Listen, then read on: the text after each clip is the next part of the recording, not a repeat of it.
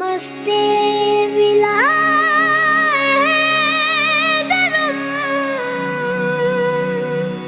दम्मदम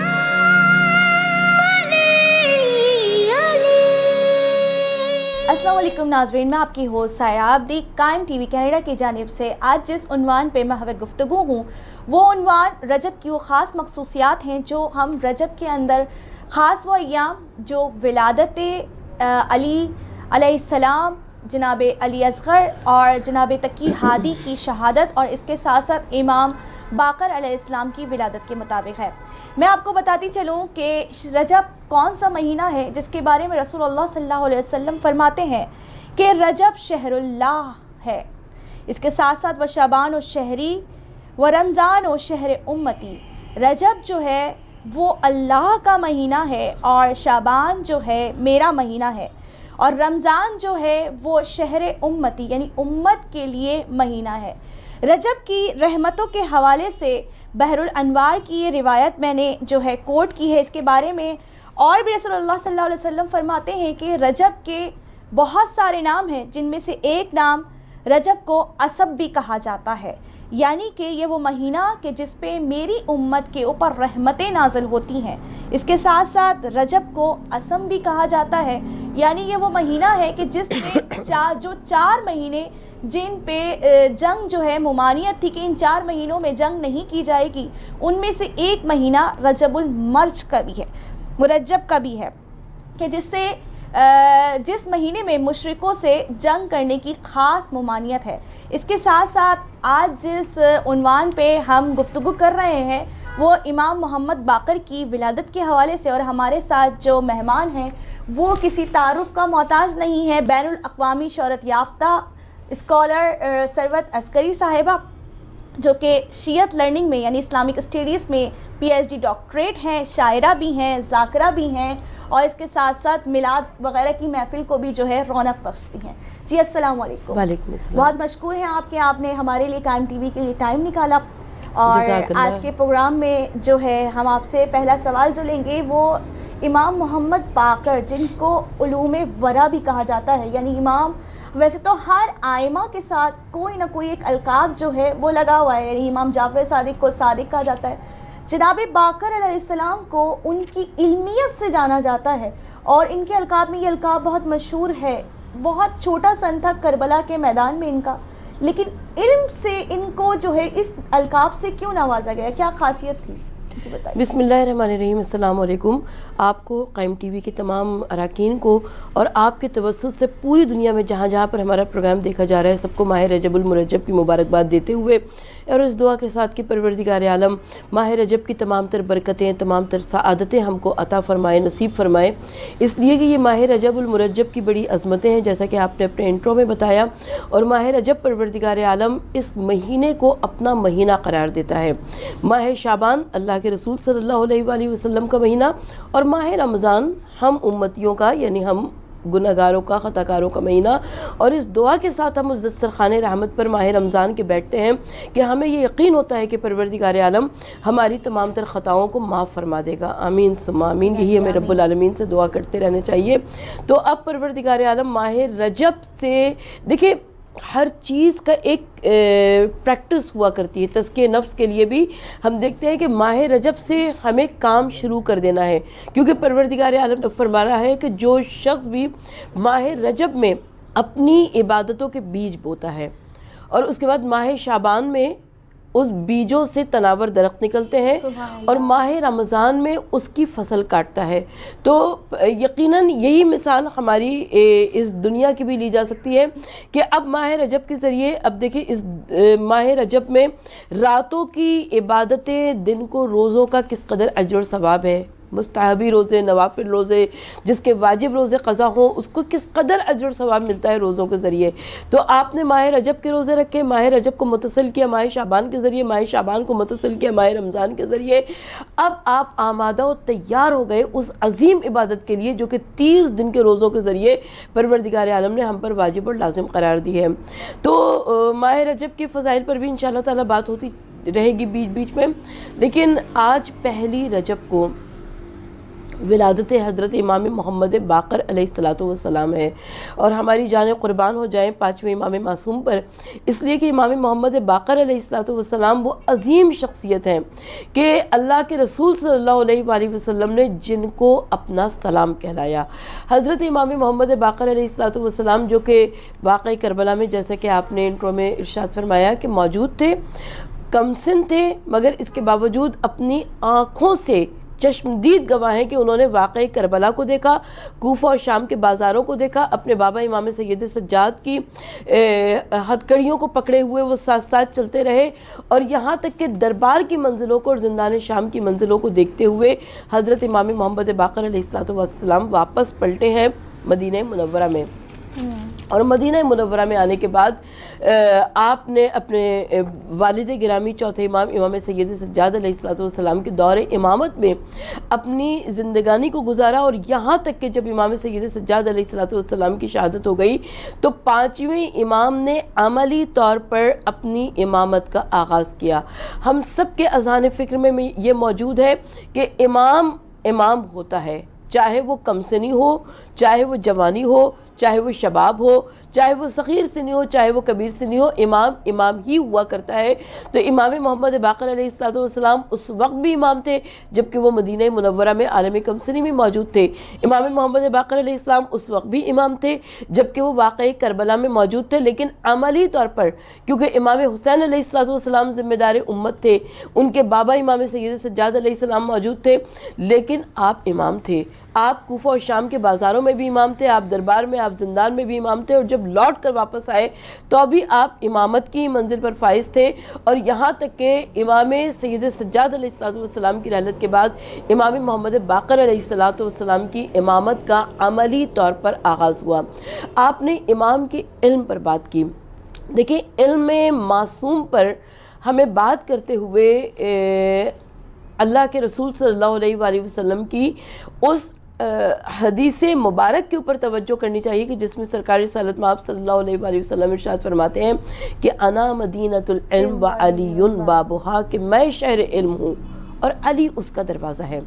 بس مجھے ایک سوال کا جواب دے دیجئے کہ کیا یہ ممکن ہے کہ جب مولائے کائنات علی ابن ابی طالب علیہ السلام دنیا سے رخصت ہوئے ہوں تو کیا ان کا علم ان کے ساتھ رخصت ہو گیا؟ نہیں، وہ دنیا سے رخصت ضرور ہوئے لیکن ان کا علم موجود ہے امام حسن مجتبیٰ علیہ السلام کے پاس۔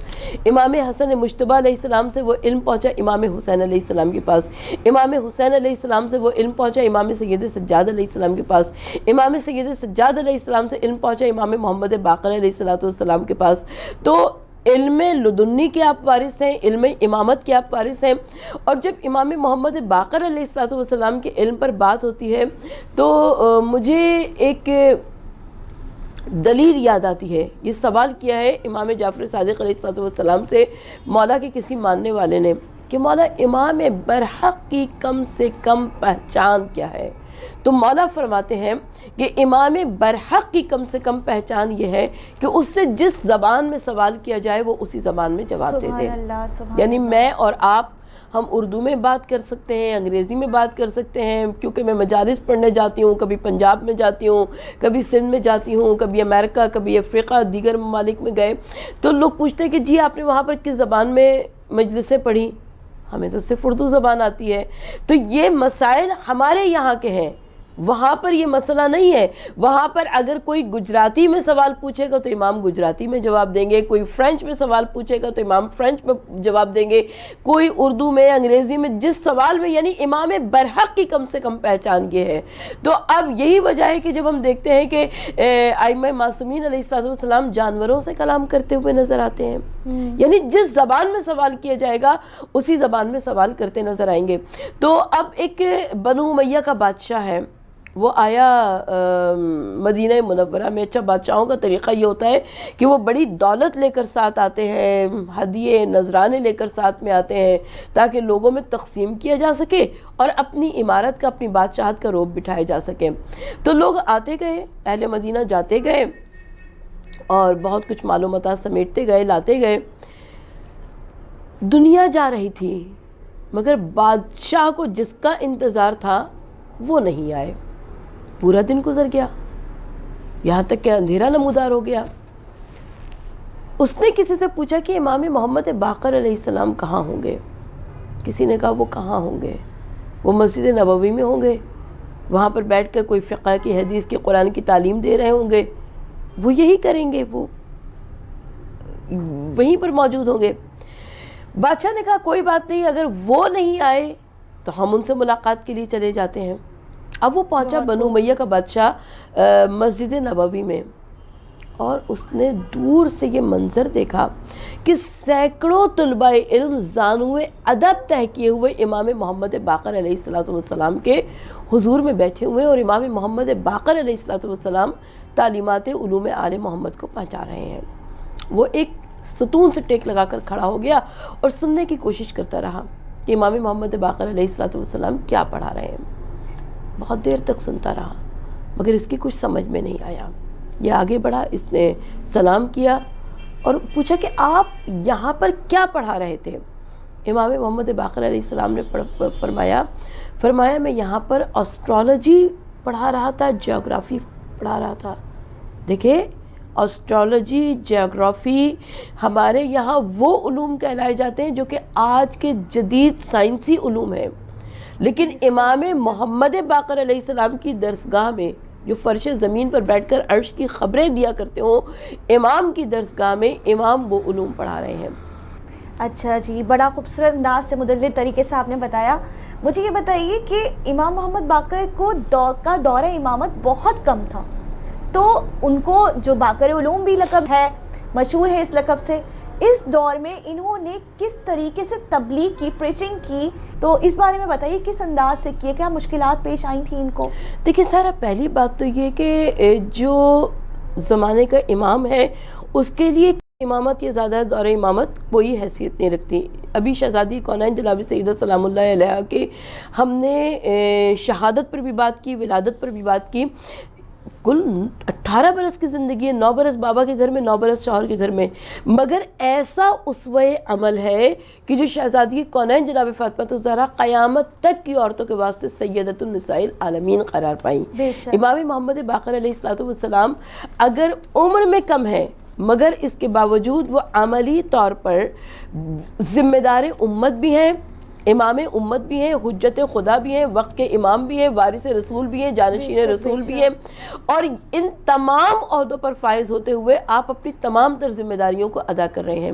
اچھا، پانچویں امام علیہ السلام کی حیات زندگانی میں ہم دیکھتے ہیں کہ تصوف کا، رہبانیت کا بہت زیادہ دور دورہ ہو گیا تھا، اور بہت سارے ایسے افراد تھے جنہوں نے اپنے گھر بار کو چھوڑ دیا تھا اور وہ جنگلوں صحراؤں کی جانب نکل گئے تھے، یعنی اپنی ذمہ داریوں کو بس پش ڈال دیا تھا۔ یاد رکھیے گا، اللہ کے رسول صلی اللہ علیہ وآلہ وسلم نے بھی اس طریقہ زندگی کو پسند فرمایا ہے، بلکہ تمام ائمہ تحریر نے۔ اب امام محمد باقر علیہ السلام کی حالات زندگانی میں ہمیں بہت سارے افراد ایسے نظر آتے ہیں جنہوں نے تصوف کو، رہبانیت کو اپنے لیے لائحہ عمل بنا لیا۔ امام محمد باقر علیہ السلام نے ذمہ دار امت ہوتے ہوئے ایک عملی زندگی کا عملی نمونہ پیش کیا۔ روایت یہ کہتی ہے کہ مدینے کے باہر اہل بیت اطہار علیہ السلام کی بہت ساری زرعی زمینیں تھیں جس کے اوپر وہ کاشتکاری کیا کرتے تھے۔ امام محمد باقر علیہ السلام وہاں پر کھیتی باڑی میں مصروف تھے، کاشتکاری میں مصروف تھے۔ اب عرب کی گرمی، دوپہر کا وقت، سورج سوا نیزے پر، امام محمد باقر علیہ السلام تاریخ بتاتی کہ کچھ فربہ بدن بھی تھے۔ اب فرق مبارک پر پسینے کے قطرے آئے جو کہ جسم پر بہنے لگے۔ دور سے کچھ افراد گزر رہے تھے، انہوں نے گزرتے ہوئے کہا کہ دیکھو، شیعہ انہیں اپنا امام کہتے ہیں، جو دنیا کے واسطے، حصول دنیا کے واسطے اس قدر محنت کر رہے ہوں۔ اب امام تو ظاہر ہے تمام گفتگو کو سن رہے ہیں۔ امام نے فرمایا کہ ہاں، میں بہت پسند کرتا ہوں، اس لیے کہ میرے اہل و عیال تم جیسے افراد کے سامنے دستے سوال دراز کریں، اس سے میں بہت زیادہ پسند کرتا ہوں کہ میں خود محنت کروں، مشقت کروں، کھیتی باڑی کروں اور اپنے کاروبار زندگی کو آگے بڑھاؤں۔ دیکھیں، یہ ایک عملی نمونہ تھا۔ تساہل پسندی، سستی، کاہلی کو یہ امام محمد باقر علیہ السلام نے عملی طور پر اپنے ماننے والوں کو، اپنے پیروکاروں کو وہاں سے دور کیا کہ دیکھو ایک عملی زندگی گزارنی ہے. یہی وجہ ہے کہ ہم دیکھتے ہیں کہ حضور نبی کریم صلی اللہ علیہ وآلہ وسلم نے بکریاں بھی چرائی ہیں، بھیڑیں بھی چرائی ہیں. مولا کائنات علی ابن ابی طالب علیہ السلام یہودی کے باغ میں مزدوری کیا کرتے تھے، کنویں سے پانی نکالا کرتے تھے. ہر ائمہ طاہرین علیہ السلام نے عملی زندگی کی جانب شوق دلایا ہے اپنے پیروکاروں کو. بہترین. یعنی کہ ناظرین میں اس کو خلاصتاً یہ کہہ سکتی ہوں کہ خطیب نہج البلاغہ کے پوتے جس طرح مولا مشکل کشا یہ فرماتے تھے علی ابن ابی طالب کہ اگر مجھ سے کوئی توریت سے سوال کرے گا تو میں توریت سے جواب دوں گا، زبور سے سوال کرے گا تو زبور سے جواب دوں گا، انجیل سے سوال کرے گا تو انجیل سے جواب دوں گا. اسی طریقے سے انہوں نے بھی ہر زبان میں جواب دیا. اور پھر دوسرے سوال کا خلاصتاً جواب یہ کہ ان کی فعالیت، انہوں نے فعالیت کو یعنی کہ انسان کو اپنے آپ کو متحرک رکھنے کا جو ہے وہ ایک طرح سے حکم دیا. اس کے ساتھ ساتھ ناظرین اب ہم بریک کی جانب جاتے ہیں. آپ اپنی راہ سے ہمیں آگاہ کرتے رہیے.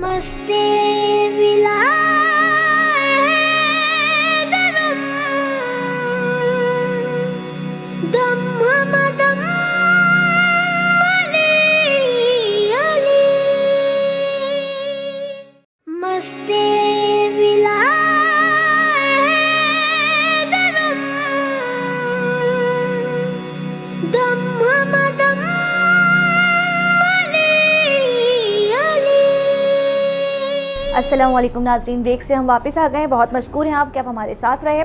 اس کے ساتھ ہی اپنے سوالوں کے سلسلوں کو آگے بڑھائیں گے اور اسکالر صاحبہ سے سوال کریں گے کہ امام محمد باقر علیہ السلام کے دورہ امامت کتنا تھا، اگر ہم وہ دیکھا جائے تو کتنے عرصے کا تھا، یعنی کہ سالوں کے حوالے سے کتنا تھا، اور امام کی اس عرصے میں کیا فعالیت رہی اور کن کن علوم کو خصوصاً جو ہے انہوں نے مطلب زیادہ جو ہے فوقیت دی، اس پہ زیادہ جو ہے ہمیں ورک کرنا چاہیے. دیکھیے امام محمد باقر علیہ السلام کا جو دور امامت تھا اس میں علوم اہل بیت، کیونکہ علوم اہل بیت کو تقریباً جیسے مٹا سا دیا گیا تھا.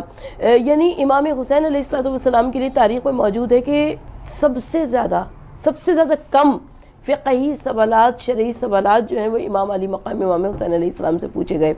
اب دیکھیں یعنی اگر امام موجود ہو، ذمہ دار امت موجود ہو اور امت کو فکر ہی نہ ہو کہ ایسی شخصیت درمیان میں موجود ہے تو پھر اس کے بعد کربلا منعقد ہوتی ہے. تو کربلا میں تمام مرد شہید ہو گئے تھے. مردوں میں ایک امام سید سجاد، بچوں میں ایک امام محمد باقر علیہ السلام اور چند بچے موجود تھے. محسوس یہی ہو رہا تھا کہ جیسے اب علوم اہل بیت کا خاتمہ ہو گیا ہے. لیکن جب امام زین العابدین علیہ السلام واپس لوٹ کر مدینے آئے ہیں تو آپ نے اس فقہی شرعی روش کی بنیاد رکھی کہ جسے ہم علوم اہل بیت، علوم آل محمد کہتے ہیں. یہی وجہ ہے کہ امام زین العابدین علیہ السلام کو آدم آل محمد کہا جاتا ہے. آدم آل محمد یعنی حضرت آدم علیہ السلام نے سلسلہ آدمیت کی ابتدا کی تھی اور حضرت امام زین العابدین علیہ السلام نے علوم اہل بیت کی ابتدا کی. اچھا، بنو امیہ کا دور بڑا سخت تھا، بڑا مشکل تھا. آپ اس میں علل اعلان تبلیغ نہیں کر سکتے تھے، علل اعلان درسگاہیں نہیں بنا سکتے تھے. امام زین العابدین علیہ السلام نے تبلیغ کے واسطے مناجات کو، دعا کو اپنا طریقے شعار بنا لیا. آپ خدا کی حمد و ثنا شروع کر دیا کرتے تھے، آپ اس میں اپنی دعاؤں کو بیان کیا کرتے تھے اور وہ دعائیں لوگ غور سے بیٹھ کر سنا کرتے تھے. یہ تبلیغ اہل بیت، مکتب اہل بیت کی تعلیمات کو آگے بڑھایا جا رہا ہے. اور اس کے بعد امام محمد باقر علیہ السلام اور امام جعفر صادق علیہ السلام کی جو حالات زندگانی ہمیں نظر آتی ہے، اس میں بنو امیہ اور بنو عباس کی کشمکش جنگ کی جو تھی اقتدار کی، وہ شروع ہو چکی تھی. 148 ہجری میں بنو امیہ کی حکومت کا خاتمہ ہے. ہم دیکھتے ہیں کہ یہ وہ ٹائم پیریڈ تھا کہ جس میں ہمارے دو اماموں کو تبلیغ دین کے واسطے بہت اچھے حالات ملے. ایک امام محمد باقر علیہ السلام اور ایک امام جعفر صادق علیہ السلام. اس دور میں بڑے بڑے مکاتب بنائے گئے، بڑے بڑے مدارس بنائے گئے، اور انہی مکاتب اور مدارس سے فارغ التحصیل طلباء جب عرب کے دیگر علاقوں میں پہنچے اور عجم کے مختلف مقامات پر پہنچے تو پھر ہم دیکھتے ہیں کہ حوزہ علمیہ قم اور نجف کی بنیاد پڑی کہ جہاں سے علم کی روشنی پھوٹی اور جو آج تک چہار عالم میں لوگوں کی نگاہوں کو خیرہ کر رہی ہے. جہاں جہاں پر امام محمد باقر علیہ الصلوۃ والسلام اور امام زین العابدین علیہ الصلوۃ والسلام کے حالات زندگانی میں نظر آتا ہے کہ آپ نے کم از کم 1000 غلام اور کنیز آزاد کیے جنہیں 1 سال تک اپنے گھر میں رکھتے تھے، جو خاندان اہل بیت کے طور طریقوں کو، مکتب اہل بیت کی تعلیمات کو سیکھتے تھے، اور جہاں وہ جاتے تھے وہ وہاں پر انہی تعلیمات کو آگے بڑھایا کرتے تھے. تو ہم دیکھتے ہیں کہ انہی تعلیمات کو امام محمد باقر علیہ الصلوۃ والسلام نے آگے بڑھایا. میں ایک سوال آپ سے کرنا چاہتی ہوں سائرہ، مجھے یہ بتائیے گا کہ کیا یہ ممکن ہے کہ کوئی قرآن پڑھے، فقہ پڑھے، حدیث پڑھے اور اس کے بعد بھی جہنم میں چلا جائے؟ کوئی بائیولوجی پڑھے، اسٹرالوجی پڑھے، اناٹومی پڑھے، اس کے باوجود بھی جنت میں چلا جائے؟ بالکل ممکن ہے. اس لیے کہ اگر کوئی قرآن، حدیث، فقہ کو اس لیے پڑھ رہا ہے تاکہ وہ دین ملا فی فساد والی اسٹریٹجی کو، حکمت عملی کو لا سکے سامنے، اور اس کی بنیاد پر لوگوں کے لیے کفر کے فتوے لگائے، انہیں کافر کہہ کر علل اعلان دائرہ اسلام سے خارج کرے، تو وہ یقیناً جہنم میں جائے گا. اور اگر کوئی اسٹرالوجی، بائیولوجی، کیمسٹری، زولوجی اس لیے پڑھ رہا ہے تاکہ وہ خلق خدا کو، بنی نوع انسانیت کو فائدہ پہنچائے گا، تو یقیناً وہ جنت میں بھی جا سکتا ہے اگر وہ صاحب ایمان ہو، مسلمان ہو. تو اب ہم یہ دیکھتے ہیں کہ امام محمد باقر علیہ الصلوۃ والسلام نے کتنا آسان تھا کہ وہ ان مدارس میں صرف اور صرف قرآن، فقہ، حدیث پڑھایا کرتے، لیکن نہیں، امام محمد باقر علیہ الصلوۃ والسلام نے تمام تر علوم پڑھائے. جس طرح سے ہم دیکھتے ہیں کہ ان کے فرزند امام جعفر صادق علیہ الصلوۃ والسلام کے ادنا شاگردوں میں علم کیمیا کا بانی جابر بن حیان موجود ہے. تو اسی طریقے سے ہم دیکھتے ہیں کہ امام محمد باقر علیہ الصلوۃ والسلام نے ہمیں ان تمام تر علوم کی جانب آگے بڑھایا جن کے نام پر آج بڑے بڑی یونیورسٹیز میں پورے ڈپارٹمنٹس موجود ہیں. ان تمام علوم اہل بیت کو، علوم کو جنہیں ہم دنیاوی علوم کہتے ہیں، انہیں امام محمد باقر علیہ الصلوۃ والسلام پڑھا رہے ہیں. نہ صرف پڑھا رہے ہیں بلکہ اپنے فالوورز کو، اپنے پیروکاروں کو ان علوم کی جانب آمادہ و تیار بھی کر رہے ہیں. اچھا، اس کے ساتھ ساتھ یہ بتائیے کہ اس رجب کے مہینے میں ہم بعثت کا جو ہے واقعہ سنتے ہیں، یعنی کہ معراج کے حوالے سے، لیکن ساتھ ساتھ ہم یہ بھی سنتے ہیں کہ معصومین کی حدیث ہے کہ امام حسین کی زیارت وہ تو ہم روز ہی پڑھتے ہیں، لیکن خصوصاً اس میں تاکید امام رضا کی زیارت کے ساتھ ساتھ مولا حسین کی، اور ایک خاص وصیت جو امام محمد باقر کی ملتی ہے عزاداری امام حسین کے حوالے سے، اس پہ روشنی ڈالیے آپ. کتنا خوبصورت سوال ہے آپ کا کہ آپ نے ایک جانب زیارت امام حسین علیہ السلام کا تذکرہ کیا اور دوسری جانب امام محمد باقر علیہ الصلوۃ والسلام کے حالات زندگانی میں آخری جو وقت تھا اس کا. دیکھیں، 5ویں امام کی ایک وصیت ہے. مولا فرماتے ہیں اپنے فرزند امام جعفر صادق علیہ السلام سے، جب آپ کو زہر دیا گیا، مولا نے فرمایا، کہا کہ میرے آذوقے میں سے کچھ ان لوگوں کو دینا جو میدان منی میں میرے جد امام علی مقام امام حسین علیہ السلام کی عزاداری کریں. یہ وصیت کسی اور امام کی حالات زندگانی میں نہیں نظر آتی. امام محمد باقر علیہ السلام یہ وصیت نہ کرتے تو کون کرتا؟ اس لیے کہ امام محمد باقر علیہ السلام نے اپنی آنکھوں سے واقعات کربلا بھی دیکھے ہیں، اور ان واقعات کربلا کو دیکھتے ہوئے اپنے والد گرامی امام سید سجاد علیہ السلام کے حالات زندگانی بھی دیکھے ہیں. امام محمد باقر علیہ السلام نے 2 چیزوں پر بہت زیادہ زور دیا، ایک عزاداری مظلوم کربلا، ایک زواری مظلوم کربلا. ہم دیکھتے ہیں کہ امام محمد باقر علیہ الصلوۃ والسلام نے جس وقت حضرت امیر مختار نے اعلان کیا یا سارات الحسین، یعنی خون حسین کا انتقام لیا جائے گا، تو وہ سب سے پہلے کربلا معلیٰ کی سرزمین پر پہنچے اور وہاں پر ایسی عزاداری کی، ایسی زواری کی، ایسا ماتم کیا کہ سرزمین کربلا ہلنے لگی. تو آج ہم دیکھتے ہیں کہ اگر شوق سے کوئی زواری امام علی مقام امام حسین علیہ السلام کے لیے جا رہا ہے تو وہ در حقیقت امام محمد باقر علیہ السلام کی عین وصیت کے تحت جا رہا ہے. ایک بے کفن کے روضے کا اعجاز دیکھیے، دنیا کو کربلا کے کفن کی تلاش ہے. اور جہاں تک عزاداری مظلوم کربلا کی بات ہے، مظلوم کی طاقت ہے عزاداری شبیر، ظالم سے بغاوت ہے عزاداری شبیر. اس عزاداری کو معمولی نہ جانیے گا، اس لیے کہ یہ عزاداری حسین وہ ہے جو کہ ہمیں دیگر تمام عبادات کو سر انجام دینے پر آمادہ اور تیار کرتی ہے. بلکہ ایک مظلوم، ایک پسے ہوئے، ایک ایسے فرد کو جس کے پاس کوئی مدد ظاہر بظاہر نہ نظر آ رہی ہو، اس کے لیے کربلا ایک رول ماڈل ہے، ایک مشعل ہدایت ہے۔ مجھے یاد آتا ہے کہ جب بر صغیر پاک و ہند میں آزادی کی تحریک کا آغاز ہوا تو مہاتما گاندھی نے 72 افراد کو لیا اور اس تحریک کا آغاز کیا۔ لوگوں نے اعتراض کیا، کہا کہ تاج برطانیہ کا سورج کبھی غروب نہیں ہوتا، اور آپ نے صرف 72 افراد کو دیا۔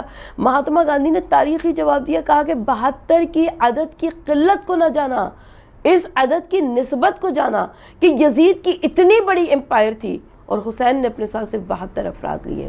تو یہ 72 افراد وہ ہیں جو کہ تقدیر بدل سکتے ہیں اقوام کی، اور اگر کربلا سے نسبت ہو جائے تو یقیناً نہ صرف یہ کہ وہ اپنی قوم کی تقدیر بدل سکتے ہیں بلکہ اپنے آپ کو ویسا بنا سکتے ہیں جیسا کہ پروردگار عالم چاہتا ہے۔ یقیناً یقیناً، یعنی کہ ہم ان کے در پہ آتے ہیں اور اپنے آپ کو متمسک کر لیتے ہیں در اہل بیت سے، تو بے شک کوانٹٹی میں ہم کم ہوں لیکن کوالٹی میں بہت اعلیٰ ہو جاتے ہیں۔ اس کے ساتھ ساتھ ناظرین، ہم بہت مشکور ہیں کہ آپ نے ہمارے پروگرام کے لیے ٹائم دیا۔ اجازت چاہتے ہیں اور اپنی رائے سے ضرور آگاہ کریے گا، آپ کی رائے کو ہم اپنے پروگرام میں ضرور شامل کریں گے۔ خدا حافظ۔